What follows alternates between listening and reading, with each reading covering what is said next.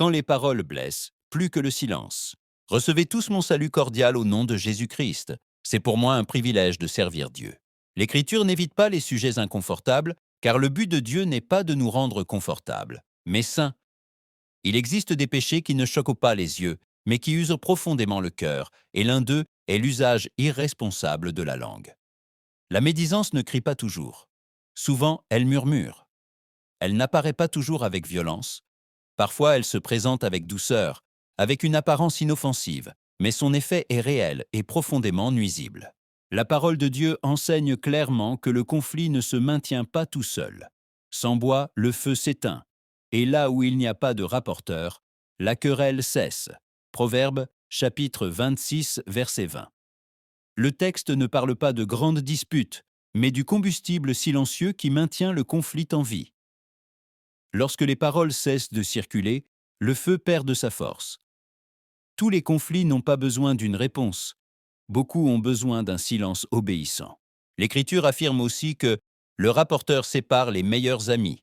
Proverbe, chapitre 16, verset 28. Il ne s'agit pas de relations fragiles, mais de liens précieux.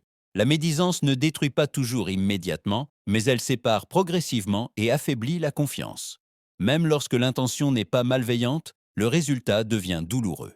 La parole de Dieu avertit que les paroles du rapporteur sont comme des friandises, elles descendent jusqu'au fond de l'être. Proverbe, chapitre 26, verset 22. Elles sont agréables à l'oreille et pénètrent profondément. La médisance ne reste pas dans la conversation, elle s'installe à l'intérieur et contamine le jugement. C'est pourquoi Dieu nous appelle à examiner notre cœur avant de parler. Il y a des paroles qui construisent et d'autres qui détruisent. Choisir le silence au bon moment est un acte de sagesse. Lorsque la langue se soumet à l'amour et à la vérité, le cœur est gardé et les relations sont préservées.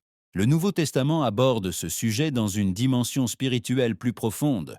La langue est un feu enflammé par l'enfer. Jacques, chapitre 3, verset 6. Il s'agit d'une force capable de contaminer tout l'être. La parole de Dieu avertit. C'est pourquoi l'exhortation est claire.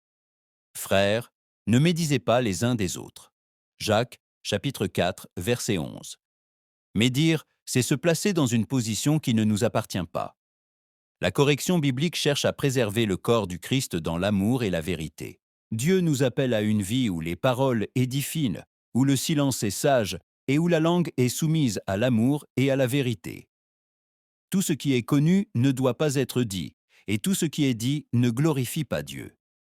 Apprendre à se taire est aussi une forme d'obéissance, l'écho de la voix de Dieu.